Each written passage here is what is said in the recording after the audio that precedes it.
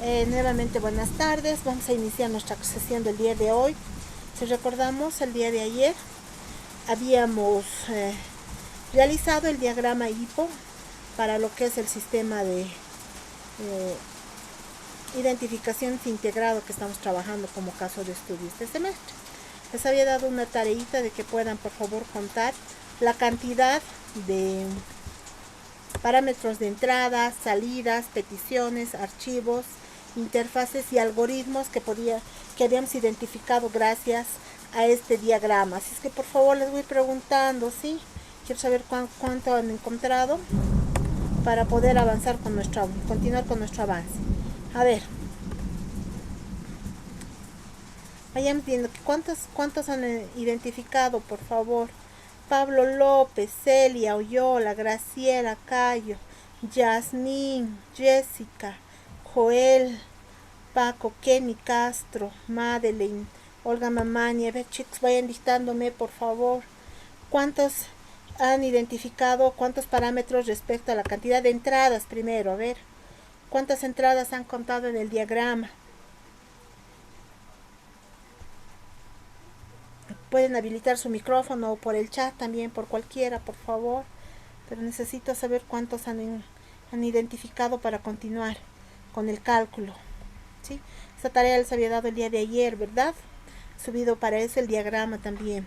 ¿Quién ha podido encontrar todos los parámetros, por favor? ¿Cuánto han encontrado?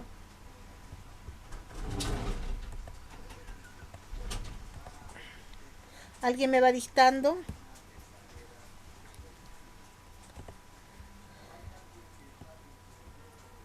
Graciela Cayo, Yasmín, Joel Paco, Kenny Castro, Lisette Quispe, Rosibel, Talía, Marisabel, Pamela, Mario Méndez. Chicos, ninguno ha contado, no es posible. Justamente por eso ayer habíamos dejado de pasar. Habíamos terminado un poco temprano nuestra sesión. Mario Toro. A ver, ¿cuántos parámetros han podido identificar? Por favor, me van contando. Tienen el archivo en el documento, por favor. A ver, vayamos bien. A ver, aquí Lisette me está indicando que respecto a lo que es peticiones, me imagino que es P, 29, dice ella. Entradas 66, salidas 33. ¿Cuántas interfaces externas habíamos encontrado?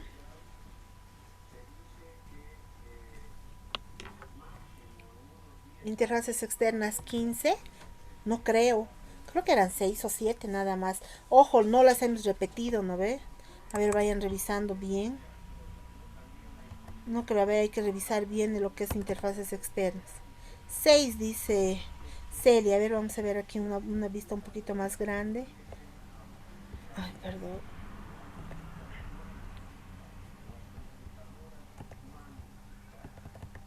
Interfaces externas habíamos identificado. A ver, hasta el final vamos a ir viendo.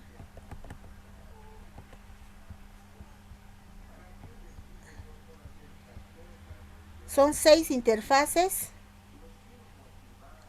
y 4 algoritmos, ¿verdad?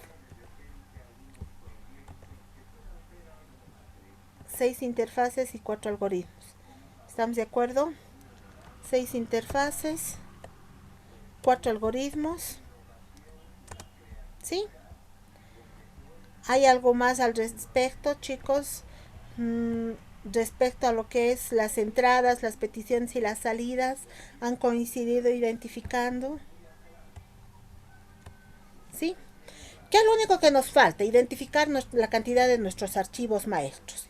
Para eso tenemos que más o menos saber con cuántas clases o cuántos objetos vamos a trabajar. Entonces vamos a volver a nuestro diagrama HIPPO para poder identificar más o menos, ¿sí?, con cuántas clases vamos a contar en nuestro sistema.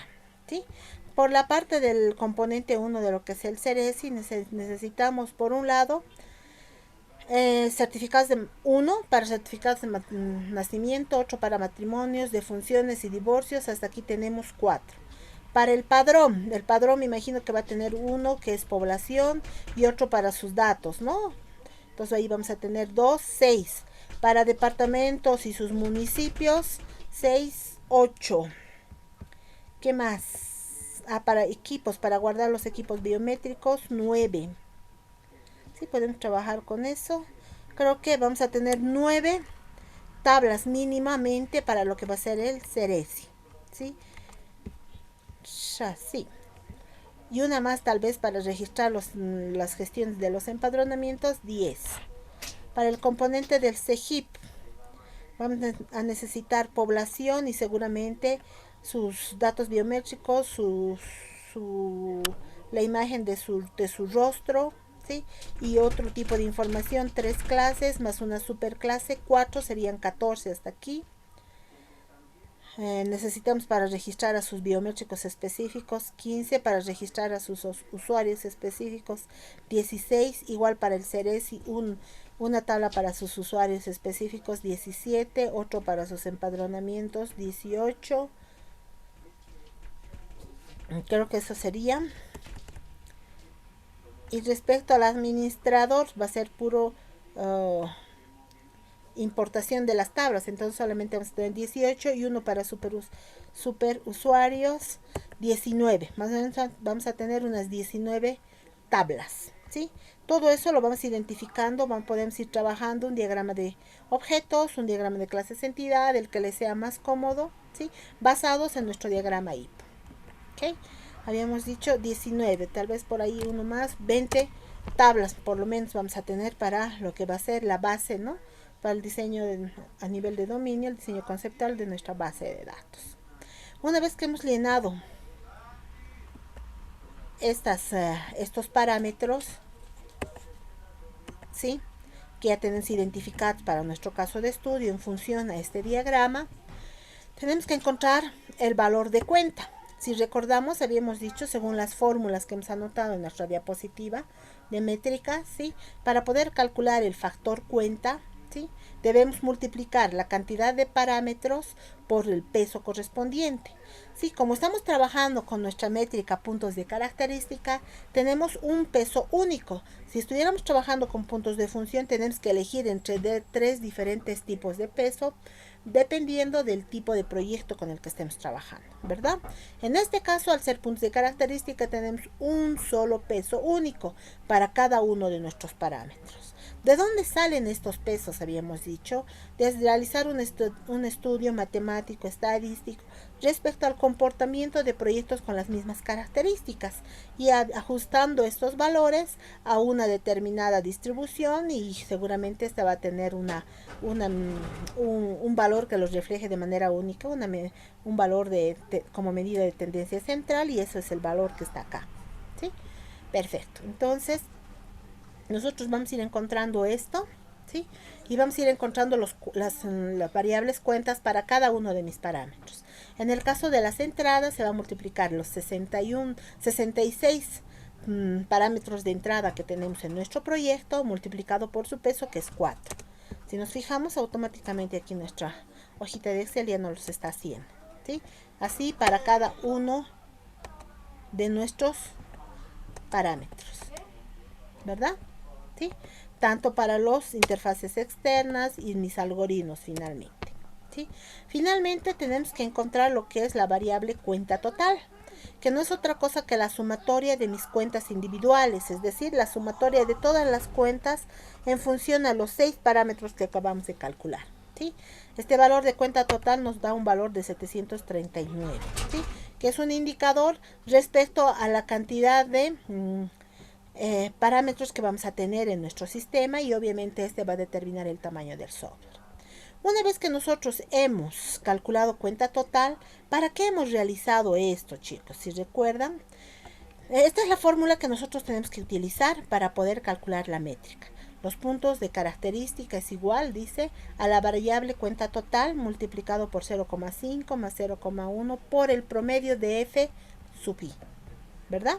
¿Sí? Por tanto, ya hemos calculado nuestra primera variable, cuenta total. Para poder obtener esta variable, vuelvo a recalcar, hemos realizado todo, ¿no? Hemos trabajado con el diagrama HIPPO, hemos identificado un conjunto de archivos, hemos aplicado la tablita, ¿no?, de puntos de características, multiplicando por el peso, hemos encontrado cuenta y finalmente nuestra variable cuenta total. ¿Sí? ¿Qué más nos falta encontrar? El promedio de F sub I. Si recordamos, F sub I habíamos dicho, se refería a un factor de complejidad. ¿Sí? De factor de complejidad se lo calculaba de manera cualitativa, dando respuesta a 14 preguntas que tenemos acá.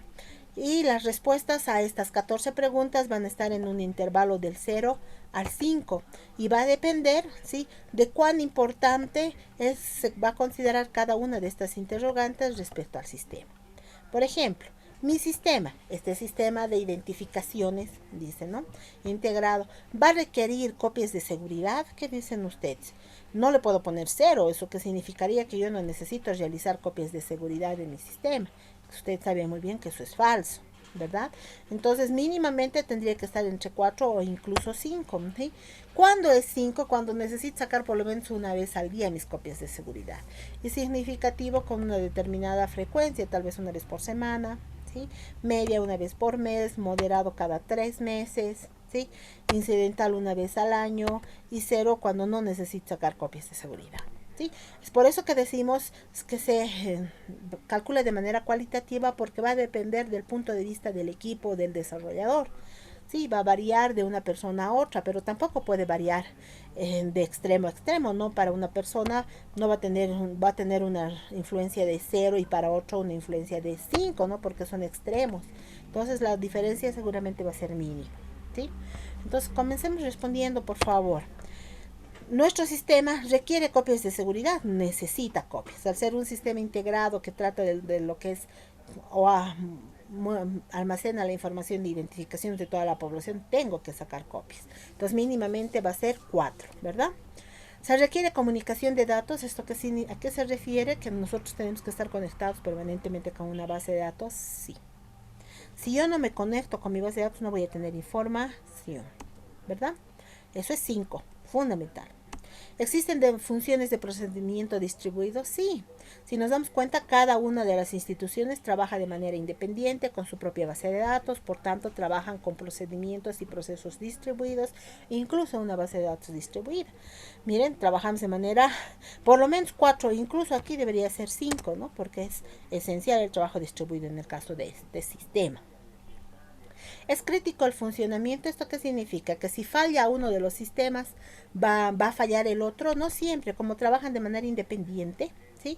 Puede estar trabajando el sistema del CERESI o puede estar trabajando el sistema del CEGIP. Si cae uno de ellos, no va a influir en el otro, pero sí va a influir en el sistema de identificaciones, ¿verdad? En el sistema del administrador.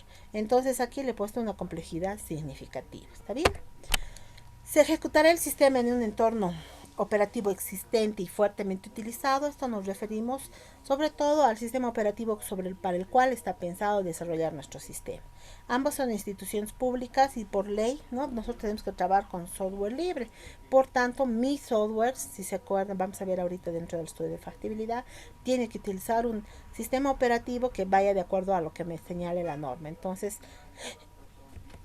va a estar, ¿no?, pensado para desarrollarse en un entorno operativo existente y fuertemente utilizado. Por eso es 4. ¿Sí?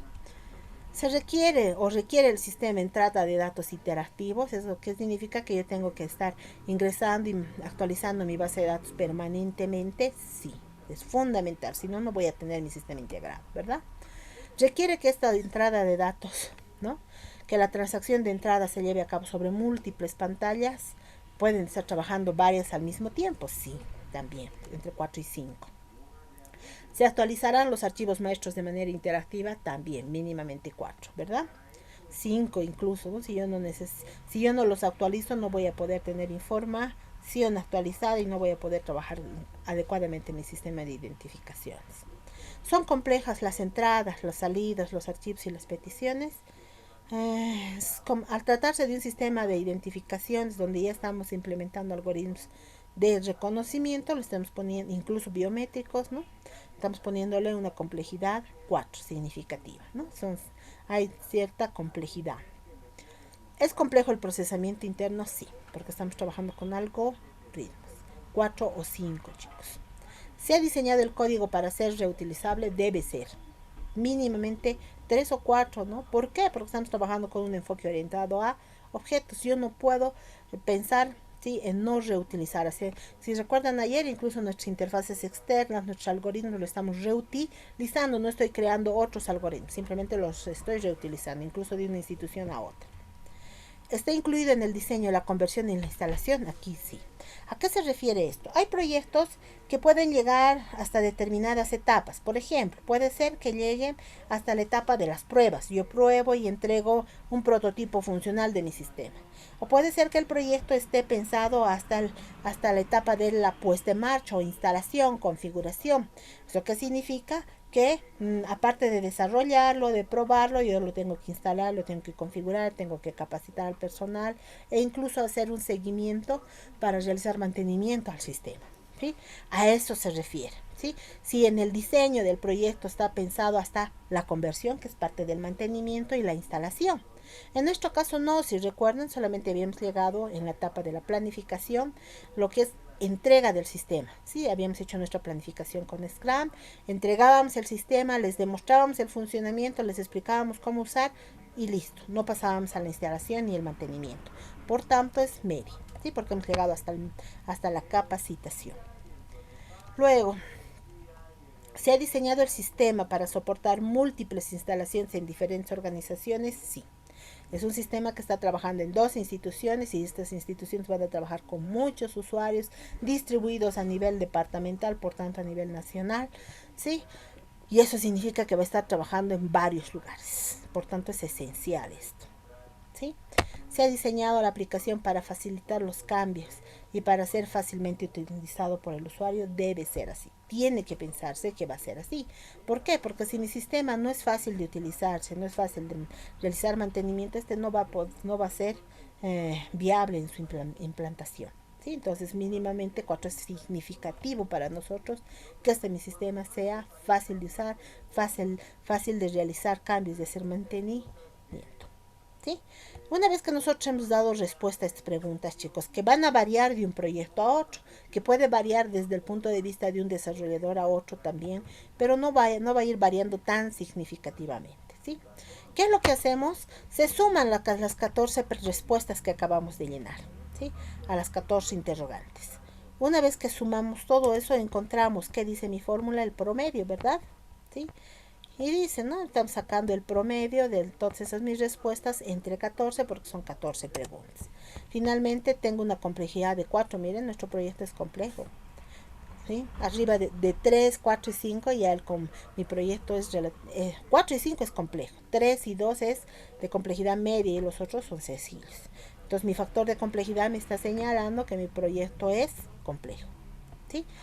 Una vez que ya tenemos esos valores, vamos a pasar a reemplazar estos datos que acabamos de calcular en nuestra fórmula, ¿verdad?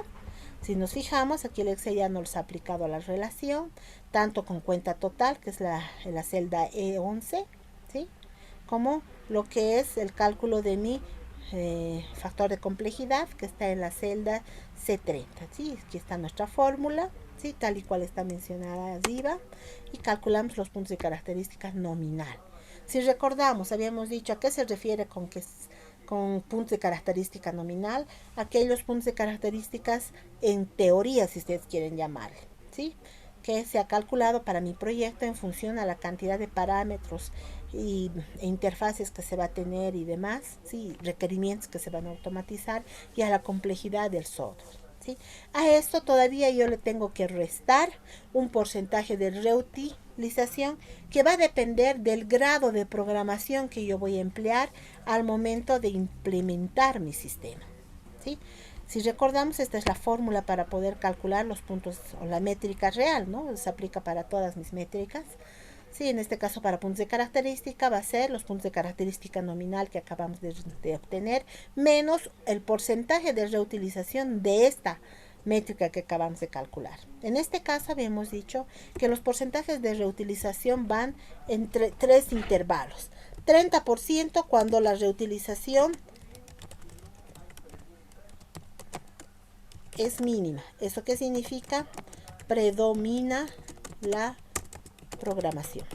Es decir, no hay muchos objetos que yo pueda reutilizar y tengo que programar. ¿Sí?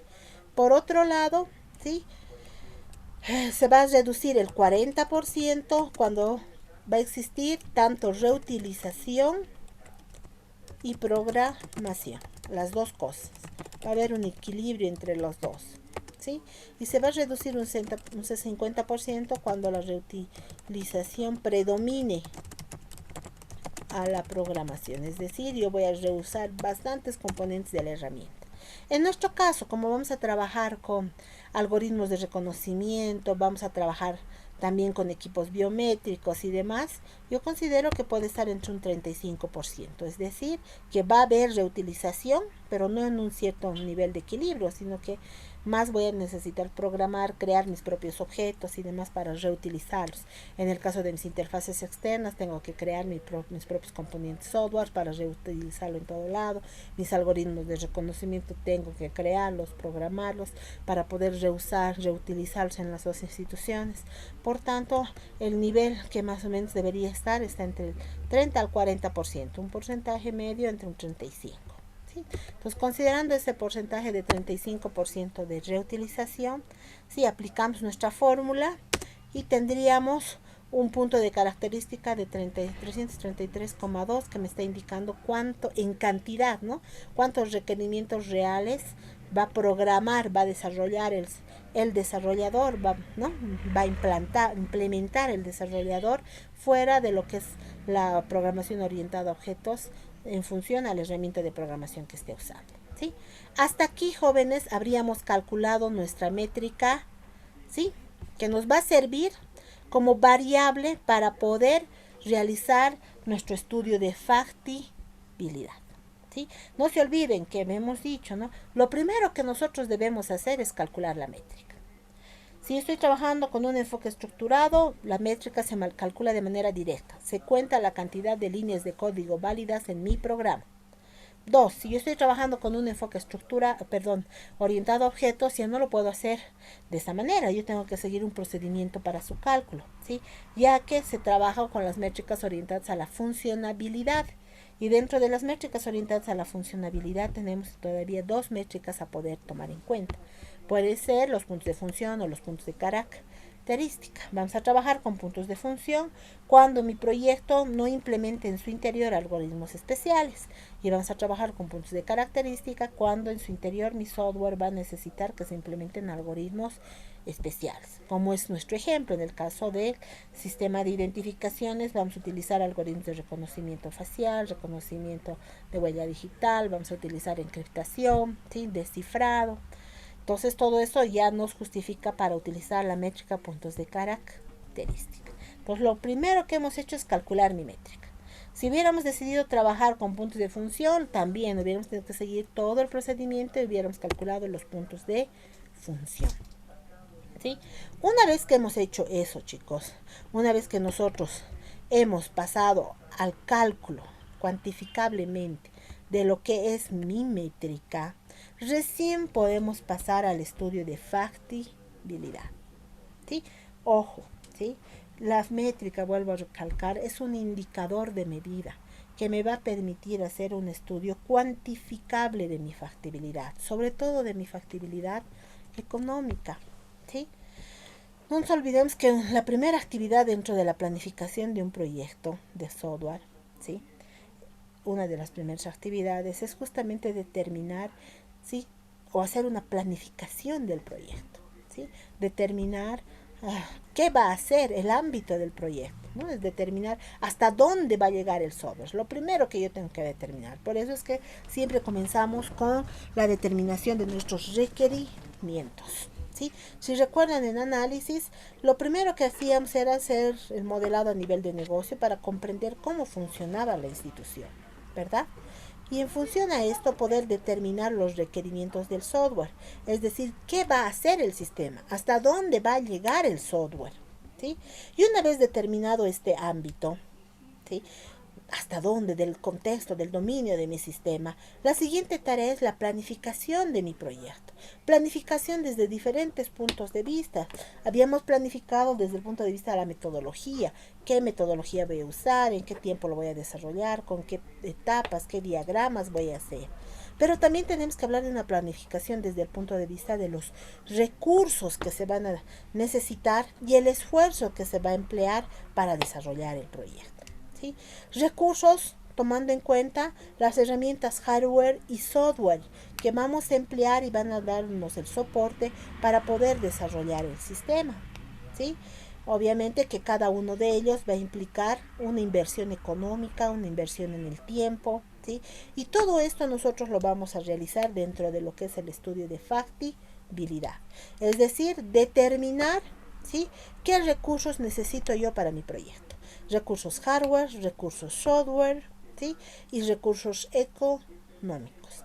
Desde ese punto de vista, en nuestro área de trabajo, nosotros trabajamos con 3 tipos de estudios de factibilidad: la factibilidad técnica, la factibilidad económica y la factibilidad operacional.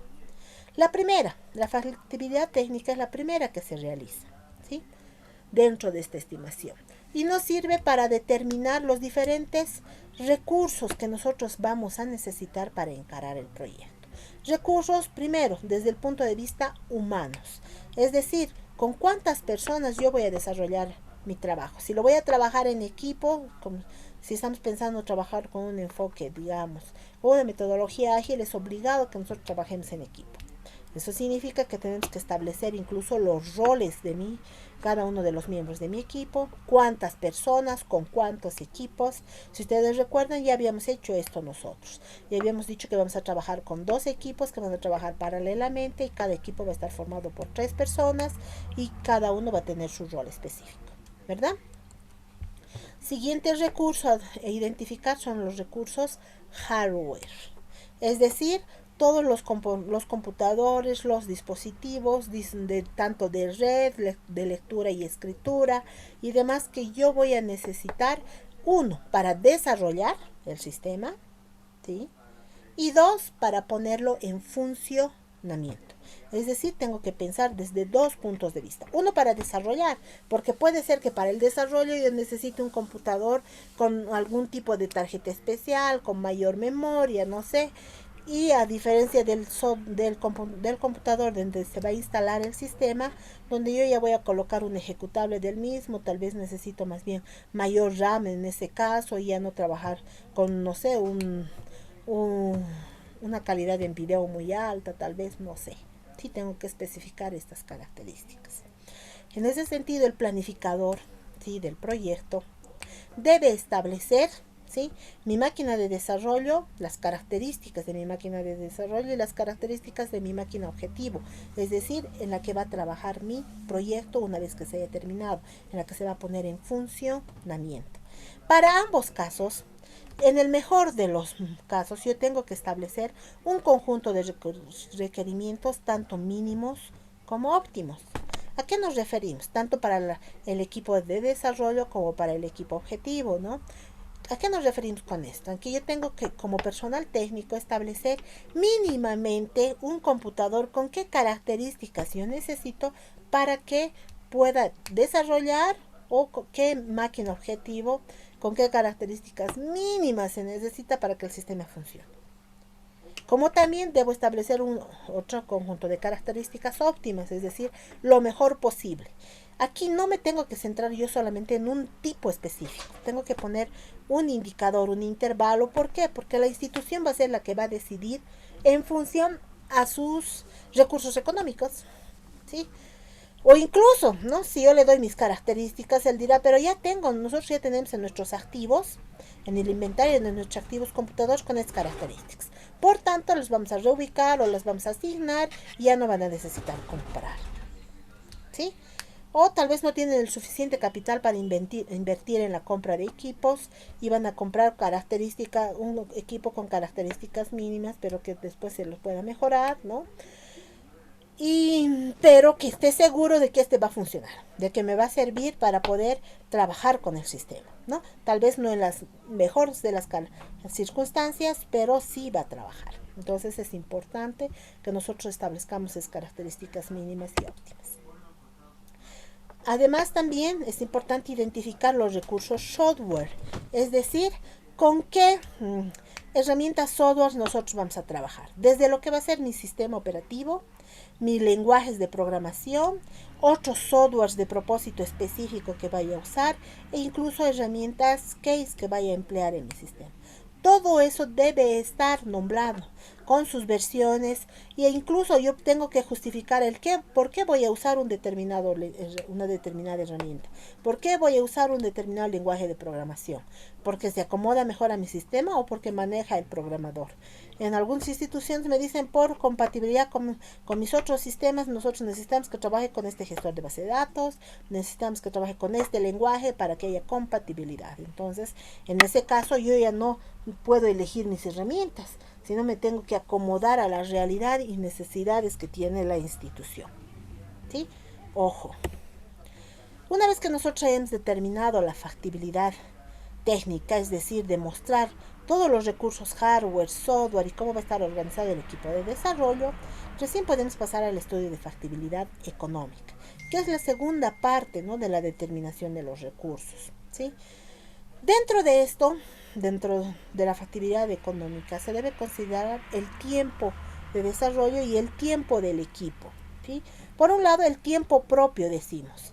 ¿Sí? Uno de los indicadores o una métrica que nos interesa medir también dentro de la factibilidad económica es el tiempo de desarrollo del proyecto. Si recordamos, el diagrama Gantt que habíamos aprendido a hacer hasta hace poco, ¿sí?, lo habíamos hecho en función a tiempos, ¿sí?, que vayan acorde a la productividad que cada uno de ustedes podía tener, es decir, cuánto tiempo cree usted que le iba a tomar desarrollar un determinado requerimiento, implementar un determinado requerimiento. ¿Sí?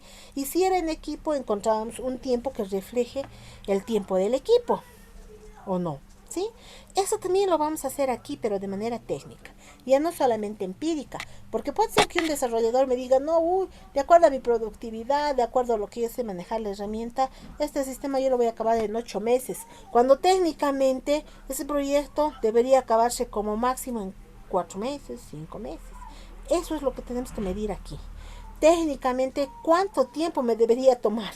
Y ahí vamos a comparar lo que técnicamente vamos a medir versus lo que empíricamente lo hemos hecho con el diagrama Gantt para hacer nuestros ajustes en la planificación. ¿Está bien? Perfecto. Otro elemento que debemos considerar dentro de la factibilidad económica es el cálculo de los costos. Es decir, ¿cuánto va a costarle a la institución el desarrollar el proyecto? Costos desde el punto de vista, si nos fijamos acá, costos por el desarrollo, que le denominamos costos del CIA, que es lo que generalmente se cancela, ¿no?, o se cobra por desarrollar el sistema. Costos por el hardware, cuánto va a invertir la institución en la adquisición del hardware que nosotros le hemos sugerido. Costos del software, de las licencias, ¿no?, de softwares, y algunos otros gastos más que vamos a establecer. Todos estos sumados van a implicar el costo o la inversión que la institución va a realizar en el proyecto. ¿Sí? Ojo. Para poder realizar la estimación de los costos del desarrollo del sistema, el costo del CIA, ¿sí?, vamos a trabajar con una técnica que se utiliza en la ingeniería de software, que se conoce como la técnica de estimación de costos, denominado COCOMO. ¿Sí? COCOMO es una relación de estimación de costos que ha sido desarrollado por Boeing, ¿sí?, un ingeniero de software, básicamente, que mide justamente el proyecto o mide los costos de un proyecto dividiendo a los proyectos en 3 submodelos. No puede hacer un cálculo basado en un modelo básico, intermedio o detallado.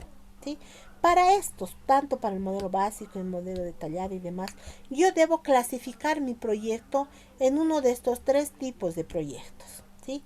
Dice, mi proyecto puede pertenecer al modo orgánico cuando se trata de un proyecto de software relativamente pequeño y sencillo, ¿sí?, que esté orientado a pequeños equipos de trabajos con una buena experiencia en la aplicación.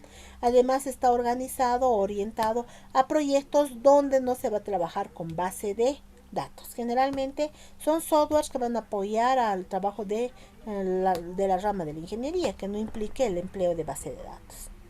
Los proyectos semiacoplados van a estar orientados a proyectos de complejidad intermedia, ¿sí? De tamaño y complejidad media, organizados a equipos con diferentes niveles de experiencia, y además sí que tienen como fundamento que dentro del sistema se realice una gestión de base de datos. Eso significa que todos mis sistemas de gestión, que todos los softwares que vayan a emplear base de datos están acá, en semiacoplado. Y son proyectos de tipo empotrado, aquellos proyectos que aparte de trabajar con una base de datos, también desarrollan el proyecto con un conjunto de herramientas hardware y software, ¿no? Con determinadas restricciones, con determinadas exigencias, y además emplean, ¿sí?, algoritmos también para poder desarrollar este tipo de sistemas. Entonces, por ejemplo, en nuestro caso, en nuestro ejemplo, ¿sí?, estaríamos dentro de proyectos de tipo empotrado, porque estamos trabajando con equipos biométricos, estamos trabajando con algoritmos de reconocimiento, con algoritmos de cifrado. Por tanto, ya estamos usando un conjunto de herramientas hardware y software un poco más avanzados, ¿no? No es solamente manejo de base de datos. Por tanto, nuestro proyecto pertenecería a la clasificación de modo empotrado. ¿Sí? ¿Para qué hacemos eso? Para aplicar estas relaciones, ¿no?, que me van a permitir calcular el tiempo que me debería tomar desarrollar el proyecto y los costos del proyecto, el costo por el desarrollo, ¿sí? Para poder calcular mi primera métrica, que es el tiempo, primero debo establecer o calcular el esfuerzo necesario, ¿sí?, para encarar el proyecto. ¿Cuánto debe producir el equipo de desarrollo en términos de esfuerzo por unidad de tiempo, ¿sí?, para desarrollar un sistema con esas características? Todas mis fórmulas van a estar en función a la métrica que he decidido utilizar. Por ejemplo, aquí está la relación en función a las líneas de código. El esfuerzo dice que va a ser igual a mi variable a sub b multiplicado por las miles de líneas de código elevado a b sub b. Esto si fuera mi métrica las líneas de código. ¿Qué pasaría si mi métrica fuera los puntos de función? Entonces, aquí en lugar de colocar las miles de líneas de código, voy a aplicar los puntos de función, pero los puntos de función real que hemos calculado en función al porcentaje de reutilización. Ahora, si mi métrica es puntos de característica, será pues acá puntos de característica real, ¿sí? Si nos fijamos, ya tenemos la métrica. ¿Y de dónde sacamos mis constantes a, b y b sub b? Sí, de esta tabla, que también, ¿no?, los coeficientes a, b, c y d sub b, los vamos a obtener de esta tabla en función al tipo de proyecto que acabamos de hablar. ¿Sí? Si nos fijamos aquí, los tipos de proyecto están en orgánico, semiacoplado y empotrado. Y para cada uno de esos tipos de proyectos tenemos los coeficientes de a, b, c y d sub b. En nuestro caso, en nuestro ejemplo, habíamos dicho que nuestro proyecto pertenece al tipo de proyecto empotrado. Por tanto, para empotrado tenemos los coeficientes de a sub b igual a 3,6, de b sub b igual a 1,2, de c sub b igual a 2,5 y de d sub b igual a 0,32. Con estos valores voy a poder calcular primero el esfuerzo. Ya tengo mis coeficientes a y b, tengo mi métrica y ya puedo calcular el esfuerzo. Una vez que yo calcule el esfuerzo, recién voy a poder calcular el tiempo, la duración que técnicamente me debería tomar desarrollar el software, ¿sí? Ya tengo mi esfuerzo, tengo mis coeficientes y puedo obtener el tiempo o la duración del proyecto, ¿sí? Con esta duración yo voy a comparar, ¿no?, y voy a ver cómo he hecho mi planificación de manera a priori. Y voy a ver con cuánto tiempo me he ido equivocando. Voy a poder hacer mis ajustes en mi planificación temporal, en mi diagrama Gantt, ¿sí? Una vez que hayamos calculado esto, vamos a pasar a calcular el costo por el desarrollo, ¿sí? El costo por el desarrollo es igual, dice, al costo por métrica. Miren, aquí ya está generalizado. Si mi métrica es líneas de código, va a ser por miles de líneas de código, ¿sí? Multiplicado por las miles de líneas de código. Si mi métrica es puntos de función, va a ser el costo por puntos de función multiplicado por los puntos de función que se han calculado. Si mi métrica es puntos de característica, va a ser el costo por puntos de característica multiplicado por los puntos de características real que se ha calculado, ¿sí? Ahora, si recordamos, hasta hace un momento teníamos calculado, si recordamos, ¿no? Ya hemos hecho en Excel, hemos calculado mi métrica real, en este caso los puntos de característica real. ¿Qué me falta? Saber cómo calculo yo el costo por métrica. Este costo por métrica real es un costo que se obtiene en función a una línea base, ¿sí? Esta variable va a representar la realidad económica, ¿sí? Del medio para el cual yo estoy desarrollando mi sistema. Les decía en la anterior clase también, ¿no? Que no es lo mismo hablar de la realidad económica de aquí de Potosí que hablar de Santa Cruz o que hablar de otro país, ¿no? Las realidades son muy distintas. Entonces, en función a la realidad y al flujo económico, flujo de dinero que se da en una región, es que yo también tengo que hacer la estimación de mis costos. Por tanto, este costo por métrica va a ser igual al costo de una línea base, dividida entre la productividad, entre cuánto es capaz de desarrollar el equipo de trabajo que va a hacer el proyecto en una unidad de tiempo, ¿sí? Este costo de la línea base lo vamos a calcular con la fórmula del valor esperado del costo. ¿Se acuerdan? Ya hemos aprendido a aplicar esta relación, ¿sí? El valor optimista más 4 veces el valor del medio más el valor pesimista respecto a costos. ¿Esto qué significa? Que yo debo averiguar del contexto, ¿no? Del lugar para el donde yo voy a desarrollar el sistema, ¿sí? ¿Sí? Costos de proyectos similares, puedo averiguar 3 costos de proyectos similares, o puedo averiguar 3 sueldos de instituciones de profesionales del área, ¿sí? Para poder aplicar esta fórmula. Cualquiera de las dos líneas de base, proyectos similares o sueldos, cualquiera de los dos nos va a permitir calcular este costo de la línea base. Si no puedo obtener información sobre proyectos similares al que yo estoy desarrollando en la región donde yo voy a implementar el sistema, entonces me voy a sueldos. Voy a averiguar sueldos de instituciones de profesionales del área de sistemas, ¿sí? Y mínimamente necesito averiguar 3 sueldos. Aplico la fórmula y voy a poder calcular mi costo por métrica y gracias a ese costo por métrica el costo del software, ¿sí? Ojo, hasta ahí sería nuestro estudio de factibilidad económica. Ahorita lo vamos a ir ejemplificando en nuestro caso de estudio, ¿sí?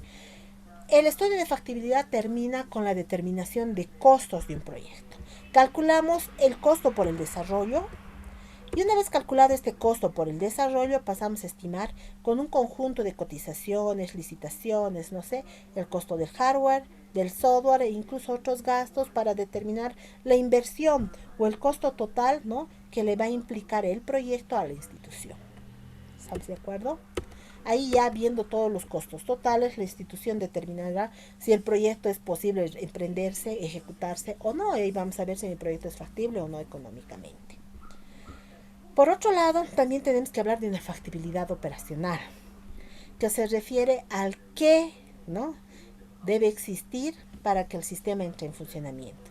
¿Sí? Debe existir personal capacitado y además requerido para cuánto de personal y con qué características, qué tipo de formación y demás tiene que tener ese personal para que el sistema pueda ser manejado por esa persona.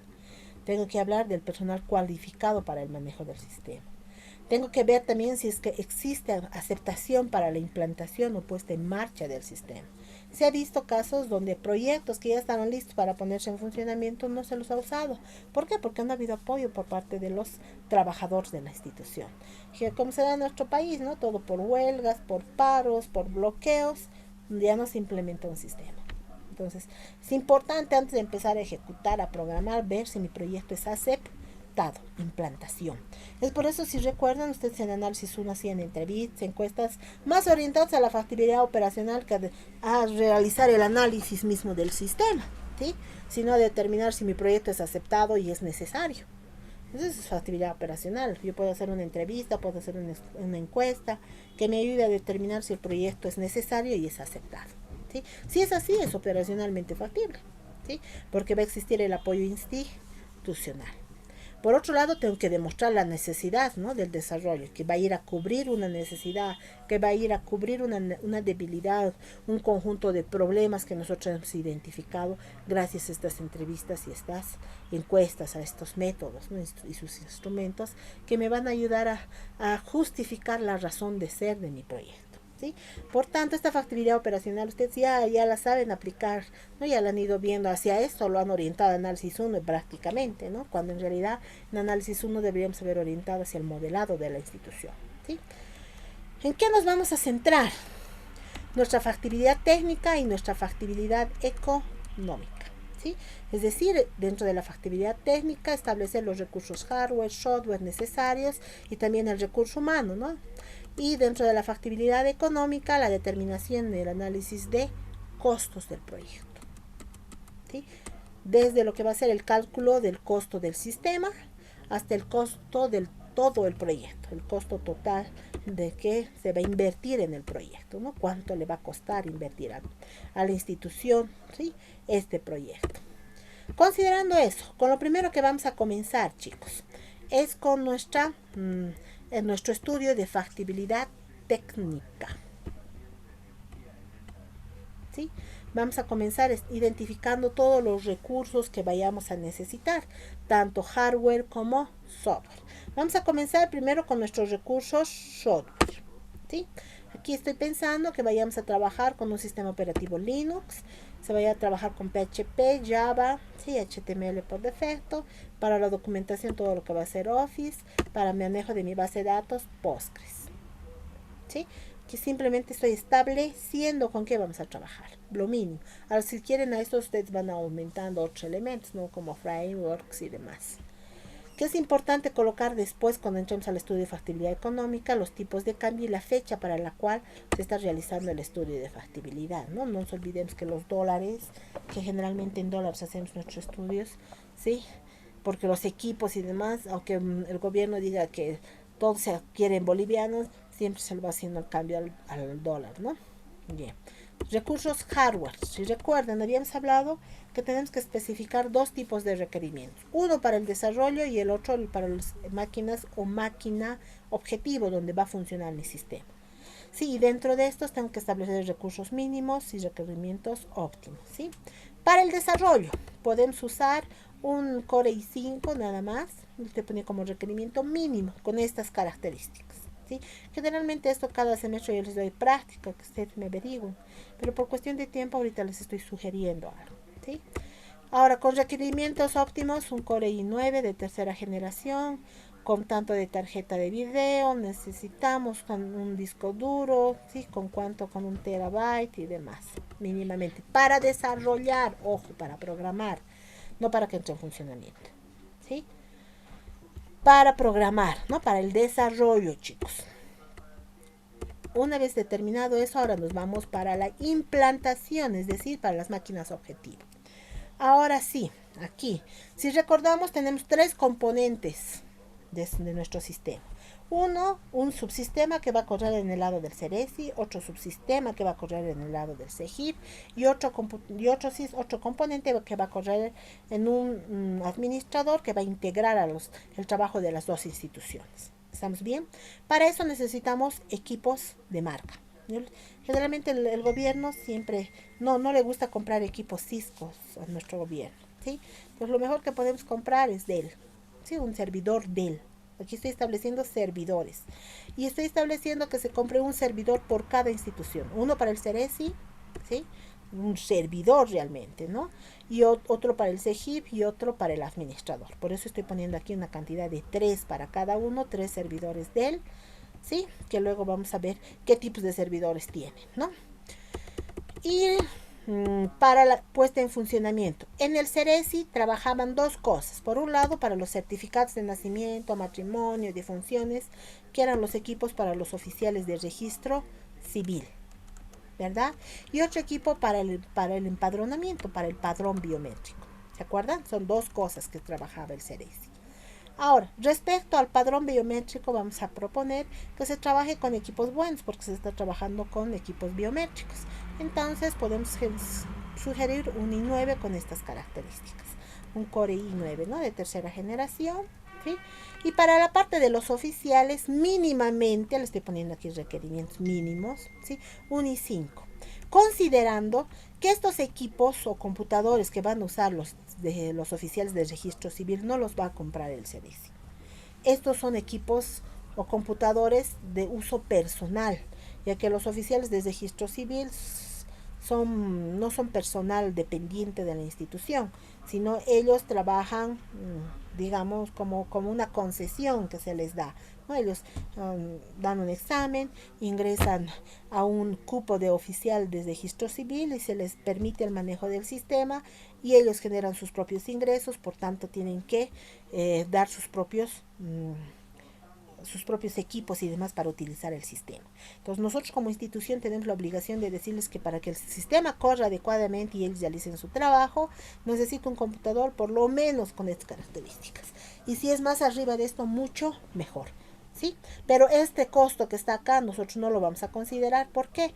Porque los oficiales de registro civil son los que ellos van a invertir en estos equipos. El CERESI no lo va a hacer, a diferencia de los equipos del biométrico, porque los equipos para realizar el empadronamiento sí los debe adquirir el CERESI, ¿sí? Él tiene que comprarlos, los tiene que utilizar, los tiene que inventariar, todo. En cambio, los equipos que utilizan los oficiales de registro civil no son parte de los activos del CERESI, ¿sí? Es de uso exclusivo y de propiedad de los oficiales de registro civil. Pero vuelvo a repetir, dentro de mi factibilidad técnica tengo yo la obligación como institución de establecer qué características mínimas se necesita para que este oficial de registro civil pueda comprarse un computador o tal vez ver que ya tenga una de estas y que gracias a eso va a poder trabajar tranquilamente con el software. ¿Estamos bien? ¿Qué más? Ya habíamos dicho para el CERESI. Les estaba proponiendo que por lo menos trabajemos con 9 equipos para la parte del padrón biométrico. Solo 9, tal vez llegan a más, tal vez tiene más puntos de empadronamiento, ¿no? No sé. Entonces aquí va a depender, ¿no? Por lo menos 9 computadoras para hacer el empadronamiento, ¿sí? Y para lo que es el CEGIP, también 9 computadoras para que se encarguen de lo que va a ser el registro biométrico, todo, y la emisión de los carnets de identidad, ¿sí? En este caso, las computadoras sí van a ser van a ser activos de la institución. Por tanto, estamos proponiendo por lo menos un computador con buenas características, un i9 de cuarta generación, lo que les estoy proponiendo, porque necesitamos hacer reconocimiento facial y demás, ¿sí? Y 9 computadores de ese tipo. ¿Está bien? Entonces aquí se puede proponer de diferentes características. Además para la implantación necesito otros dispositivos, como ¿sí? Necesitamos los equipos biométricos.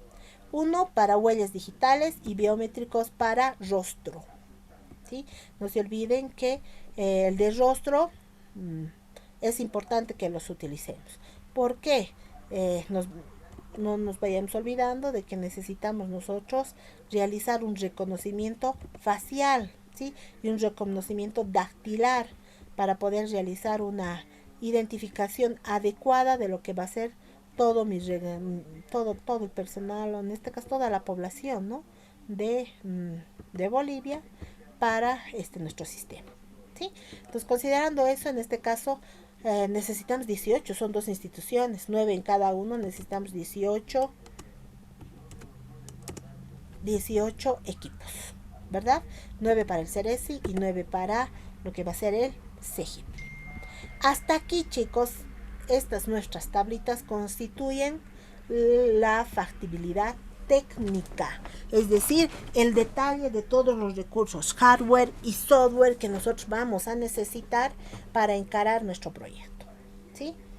Espero, por favor, que esté quedando claro hasta aquí, chicos. Una vez que nosotros hayamos terminado esto, ¿sí? La especificación de todos los recursos, hardware y software que vamos a necesitar. Y además también recursos humanos. Esta parte ya lo hicimos, ya está en la parte de nuestras anteriores clases, si recuerdan, donde hemos hablado de cuántos equipos o de cuántas personas van a estar conformadas. Y Scrum además me dice que tengo que establecer los roles, ¿no? Y que va a tener cada uno de los miembros del equipo. Una vez hecho eso, vamos a pasar ahora al estudio de factibilidad económica, ¿sí? Es decir, que gracias a estas tablitas que hemos hecho de nuestra factibilidad técnica es que nosotros podemos establecer los costos. Primero vamos a comenzar con el software, ¿sí? Vamos a trabajar Linux, Java, todos son software libre. Para el único que tal vez necesitamos licencias para el Office, ¿no? Para nuestra documentación. ¿Sí? Estoy estableciendo aquí todo gasto en dólares, si se fijan. Aquí arriba está establecido la unidad. ¿Sí? Para mis computadores, igual, había hecho una revisión rápida anoche por internet y había visto algunos costos totales de los equipos. ¿Sí? Generalmente para esto nosotros vamos a sacar unas 3 cotizaciones como mínimo, y si mi proyecto va a ser más de 10,000 bolivianos en lo que es compra de equipos y demás, tengo que sacar una licitación, es lo que me dice la ley, una licitación pública donde se presentarán todas las tiendas comercializadoras y demás que estén interesadas en brindarme o venderme este tipo de productos, ¿verdad? Listo. Y eso se lo sube dentro del SICOES y demás dentro de la institución. ¿Estamos de acuerdo? Pero siempre nos tenemos que establecer un costo base. ¿Sí? Yo como institución tengo que decir que más o menos me voy a mover entre estos parámetros para adquirir un computador de este tipo. ¿Ok? Eso debemos establecer. Para cada uno de los equipos, chicos, aquí he ido colocando sus montos. ¿Sí? En el caso del servidor, había buscado un servidor que más o menos está entre un Dell, que es una de las un Dell con una capacidad intermedia, no bien nomás, que va por los 3,200, los 3,500. Un equipo Cisco, por ejemplo, está por los $5,000, ¿sí? Pues generalmente en nuestro país casi todas las entidades públicas trabajan con Dell. Eso es algo que ha establecido el gobierno del MAS, ¿no? Y no sé cuál sería la justificación, pero casi todas las entidades públicas están casi obligadas a comprar este tipo de servidores, ¿sí? Adquirir un equipo Cisco es un poco más difícil, aunque la garantía de calidad y demás es mucho más elevada, ¿no? ¿Sí? Entonces hay que establecer eso, ¿ya? Entonces vamos a comprar un equipo de él con este costo. Como son 3 servidores, vamos a multiplicar, ¿no? Se va a multiplicar el costo individual de los 3 por la cantidad que vamos a requerir, ¿sí? Ojo, les decía, siempre debemos colocar el tipo de cambio con el cual estamos realizando esta estimación, ¿sí? En dólares, porque puede ser que a la siguiente semana, no sé, Dios no quiera, pasen por proceso de devaluación, el dólar suba, se dispare. Entonces, si yo tenía planificado, presupuestado $9,600 para comprar el servidor, a la siguiente semana, si pasa eso, ya no voy a poder adquirir el mismo equipo con el mismo precio. Voy a tener que hacer mis reajustes a mi presupuesto, siempre basado en esta información que está acá, la fecha y el tipo de cambio actual a esa fecha, ¿sí? Para la implantación habíamos dicho también equipos, aquí están los 9, ¿sí? Por cada equipo está $1,400, ¿sí? Como vamos a comprar 9 equipos, aquí se está multiplicando por la cantidad. Esto necesitamos invertir.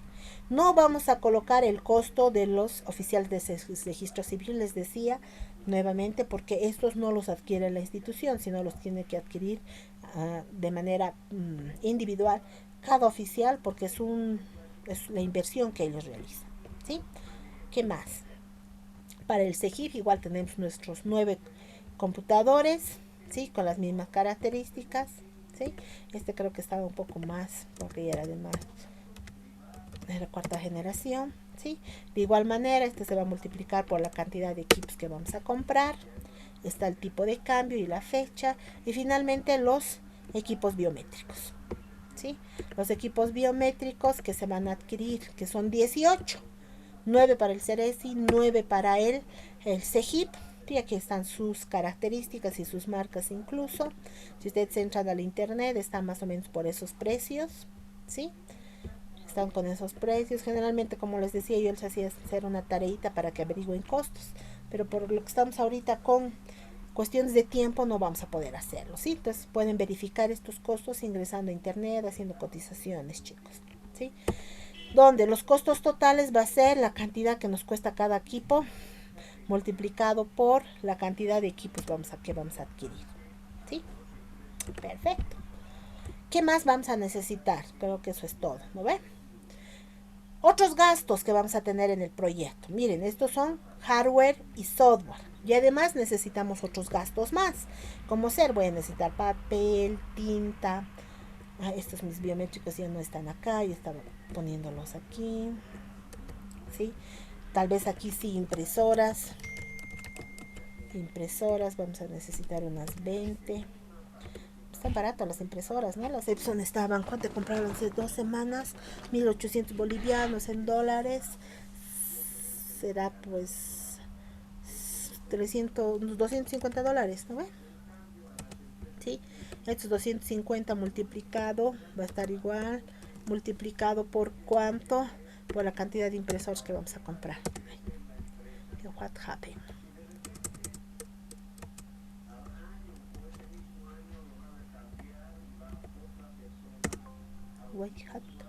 Perdón, mis impresoras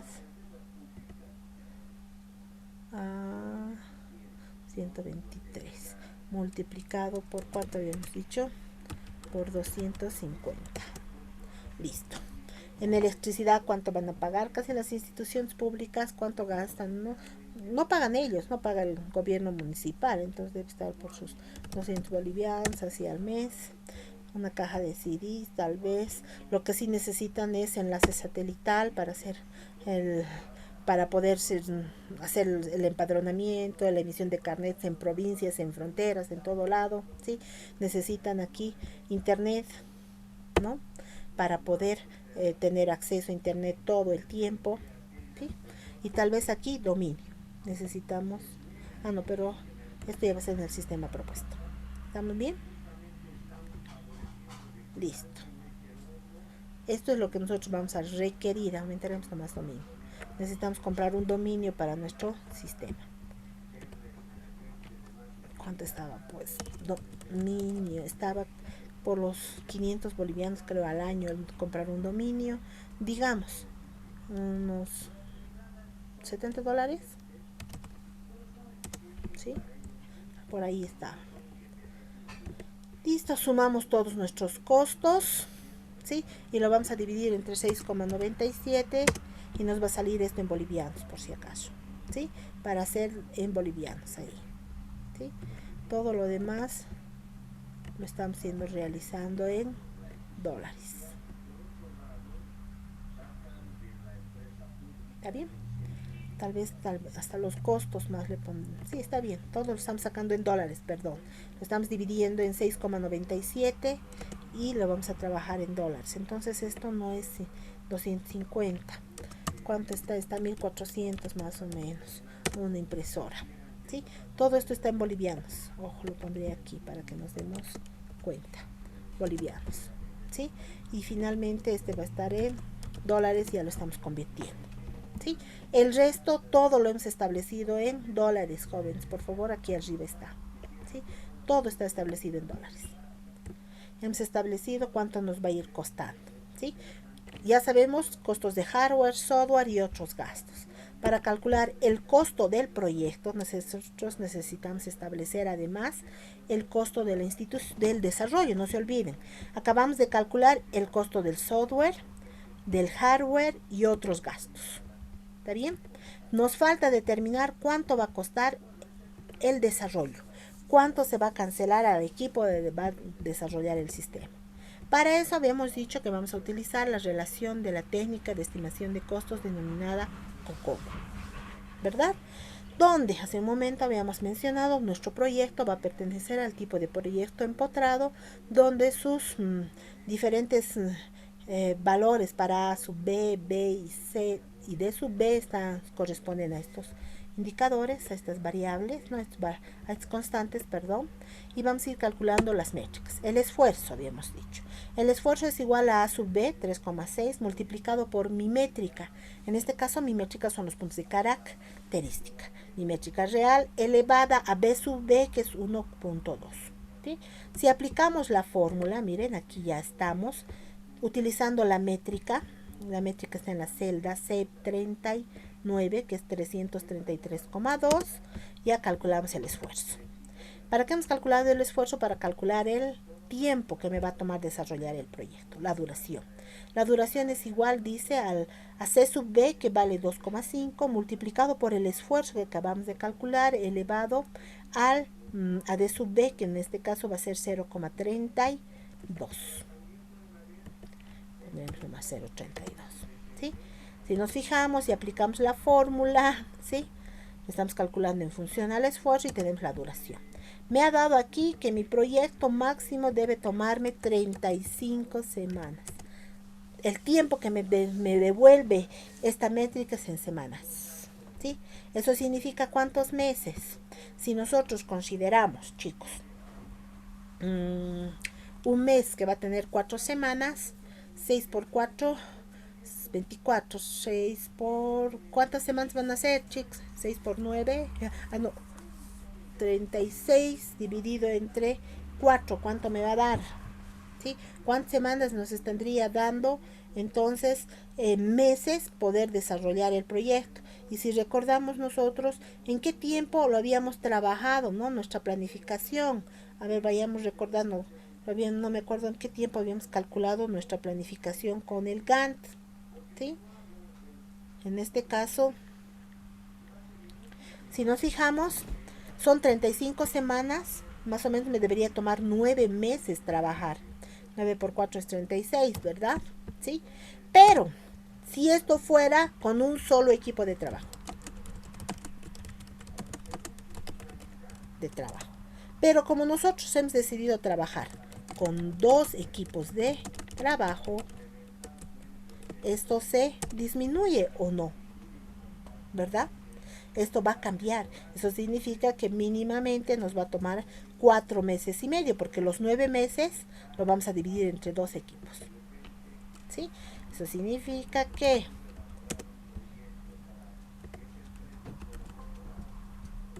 el tiempo de duración para mi proyecto,